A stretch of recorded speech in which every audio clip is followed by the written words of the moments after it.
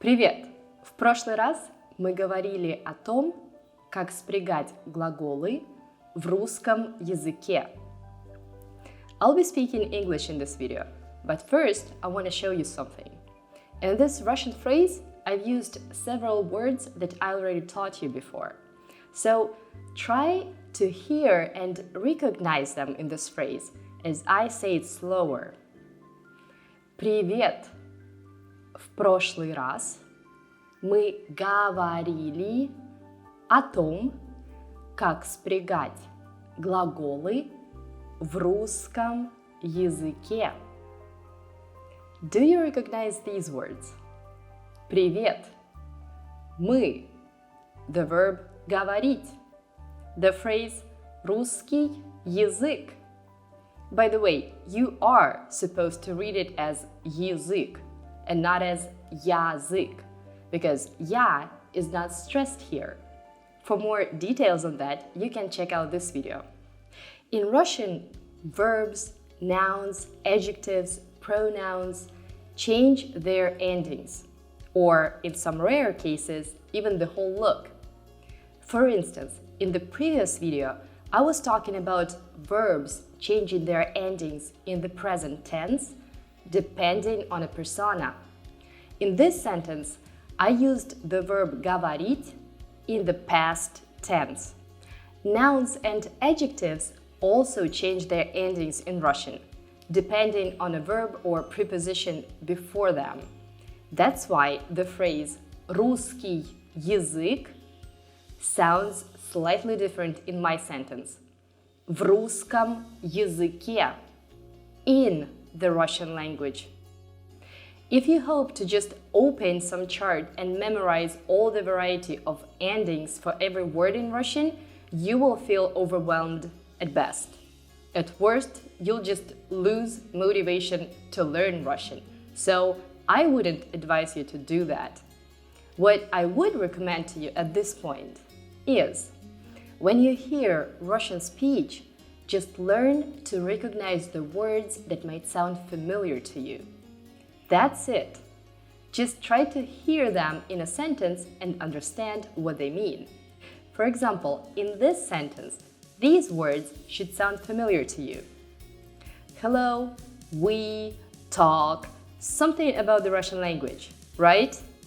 Right. I said, hello, last time we were talking about conjugating verbs in the Russian language. I can't emphasize enough how important this skill is. Again, just listen out for the words that may sound familiar to you, keep in mind their meaning, and don't try to memorize all the variety of endings for now. Today, we'll move on to making very simple phrases with the verbs that we learned last time. Слушать, слышать, and говорить. I hope you followed my advice on how to remember conjugation of new verbs in Russian that I shared in the previous video. Please take time to do that. You will thank yourself later. Thank you, Paz John or Mary. Alright, I assume you're pretty familiar with the way you conjugate those verbs. Let's try to say, I am listening to you. First of all, unlike in English, in Russian, you don't need any prepositions after the verb слушать. Now, you may think that it'll sound as я слушаю ты. But the thing is that, as I said earlier, in Russian, nouns, adjectives, pronouns change their endings or sometimes totally the way they look, depending on a verb or preposition before them. It's kind of like in Spanish, where instead of saying yo tú escucho, you gotta say yo te escucho. So in Russian, instead of saying я слушаю ты, you gotta say я слушаю тебя. Try to say she is listening to you.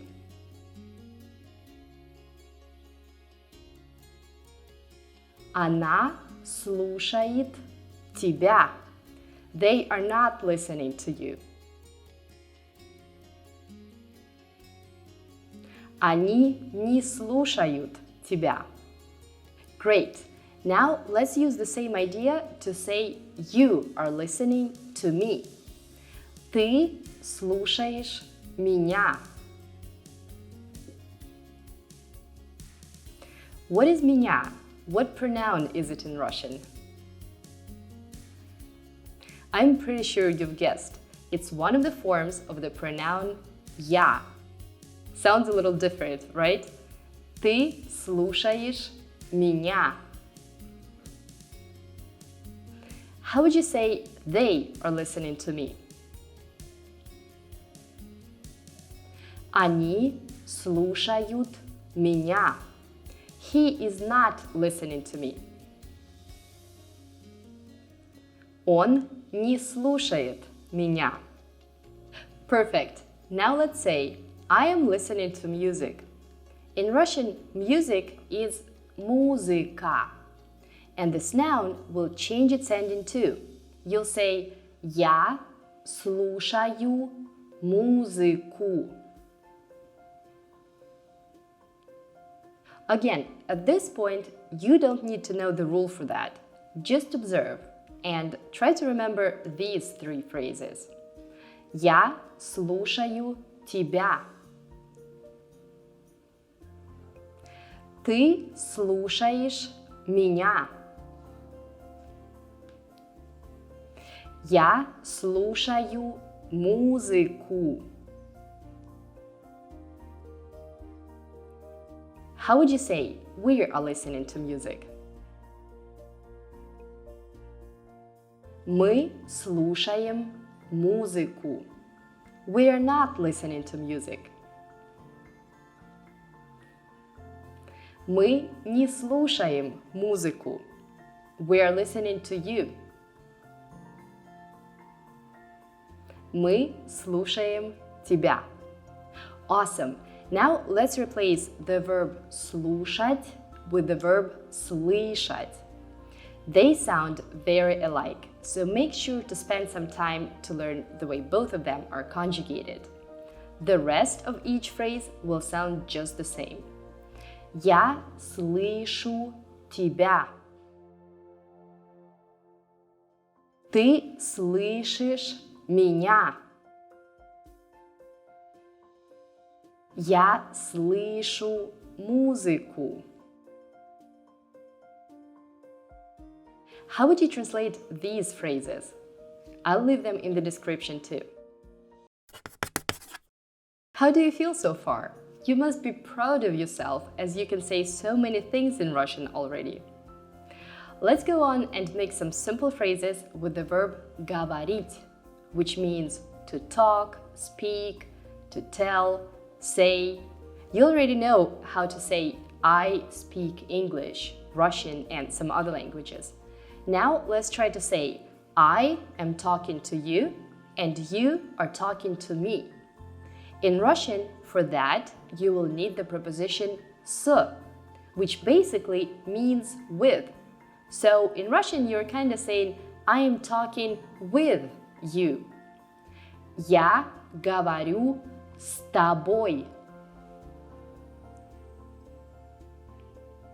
Take into account that in this sentence, because of the preposition с, you doesn't sound as ты or тебя anymore. It sounds as тобой. Я говорю с тобой. Now you are talking to me. Ты говоришь со мной. This is the same preposition that means with. We just added a vowel to it because otherwise it would be difficult to pronounce. Try to say с мной. Too many consonants in a row, right? So to let it flow easier, we add a vowel. Со мной. It happens to some other prepositions in similar situations too. Once again, ты говоришь со мной. In Russian, it's not common for a preposition to be emphasized. You're supposed to attach it to the word that follows and pronounce them as one word. С тобой. Со мной. If you remember, the same thing applies to negation in Russian. When you say, I don't speak, he doesn't listen, we don't hear, you write не and the verb separately, but you pronounce them as one word. Я не говорю. Он не слушает. Мы не слышим. How do you say she is talking to me? Она говорит со мной. She's not talking to me. Она не говорит со мной. She's talking to you. Она говорит с тобой. Great! As I said before, for now, just observe the differences and similarities and try to remember the phrases that we've learned today. And once again, compare these, please.